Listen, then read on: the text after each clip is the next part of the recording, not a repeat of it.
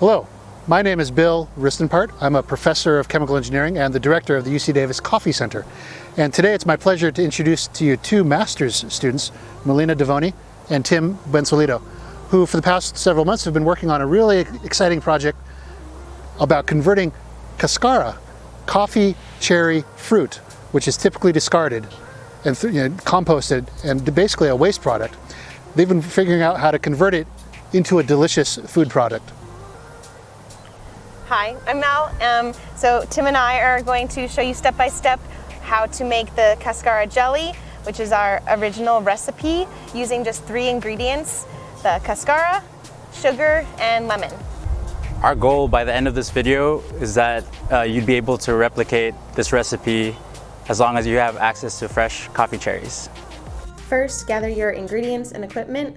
Our recipe yields about 2 to 4 8-ounce jars, and this depends on how much you cook your fruit. You'll need the following equipment: a large non-reactive pot with a lid.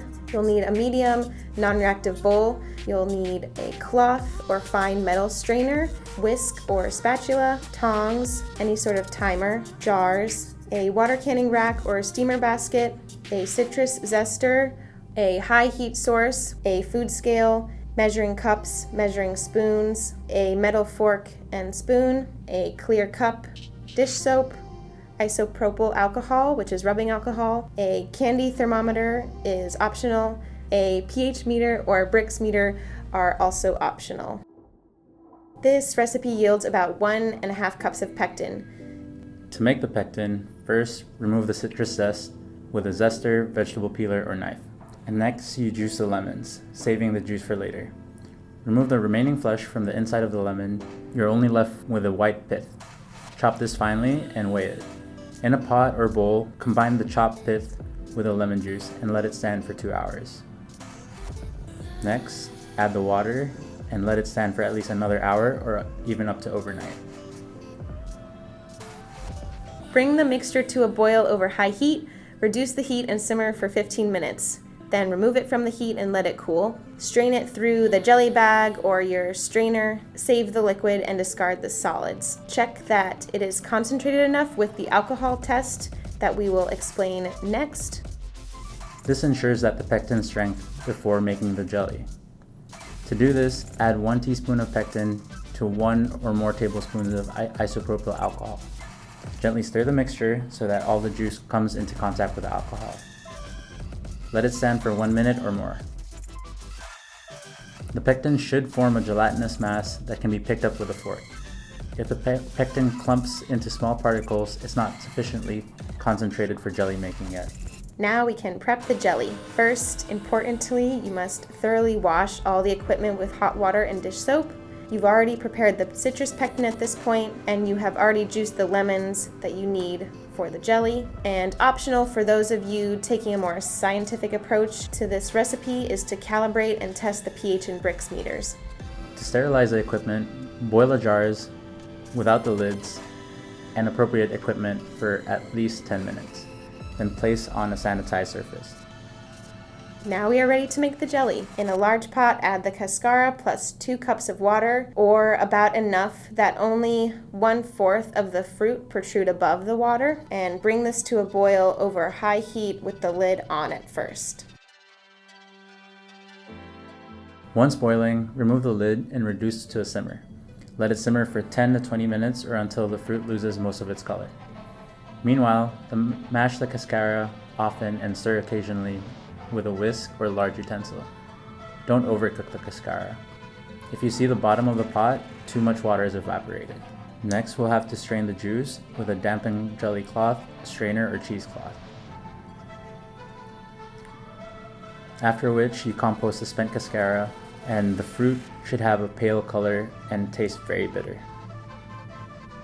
Optional step: separate some juice for the pH and Brix measurement. Aim for Brix around 14 and pH around 4.5.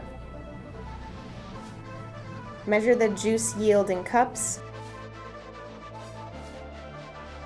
Then you add 1/4 to 1/2 cups of citrus pectin per cup of Cáscara juice, depending on your taste.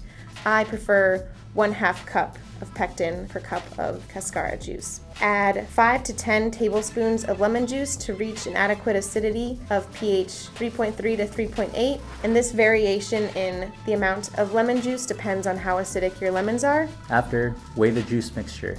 Multiply the juice weight by 0.75 to calculate the weight of sugar to be added. Note, for food safety reasons, it's not advisable to reduce sugar to less than 75% of the weight of the juice. Add the sugar to the juice and mix well. First, cover the pot with the lid and bring it to a boil over the highest heat possible. Remove the lid when the jelly starts to boil. Start the timer when the jelly starts to boil rapidly and cook for 1 to 2 minutes, stirring occasionally. The jelly is done once it passes the sheet test, which we will explain next. The sheet test helps you visually decide if the jelly is done if you don't have a thermometer. First, dip a cold metal spoon in the boiling jelly mixture and scoop up a little bit of jelly. Raise the spoon at least 12 inches above the pot, out of the steam. Turn the spoon so that the liquid runs off to the side. The jelly is ready when the syrup forms 2 drops that float together in a sheet, or hang off the edge of the spoon. Now that we have passed the sheet test, remove the pot from the heat immediately. Pour the jelly directly into the sterile jars, leaving a headspace of about 1/4 inch or 0.5 centimeters, and then close the lids tightly.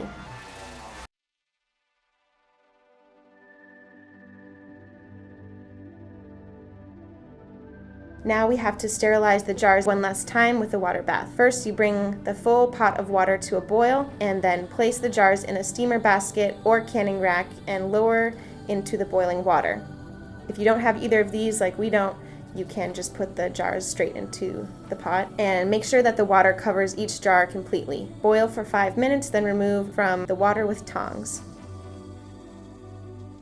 To finish, label the jars with a date and other important details. Let the jelly set for 24 to 72 hours in a cool place without direct sunlight. The jelly has set when, upon flipping the jar upside down, the jelly stays in place.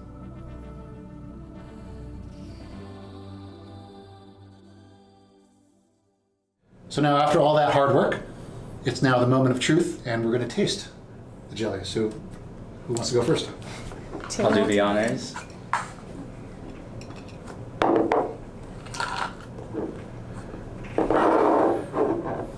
What's amazing to me is looking at it is that really deep kind of burgundy color. And it smells, I don't know, how would you characterize the smell? It's citrusy. Citrusy, a little bitter, definitely sweet. Okay, here we go. Well, bon appetit. Cheers. Very smooth. Really good. I think one thing that's going to surprise people is it's not exactly like a coffee bean or your espresso coffee. It's more fruity, yeah. It definitely tastes more like the fruit, like plum. Yeah, it definitely has dried plum, dried fig, and to me the coolest thing is it has these amazing Christmas time, like pie, fruit pie, like baking spices. That's what I really like about it. In fact, I like it so much I'm gonna have a bit more.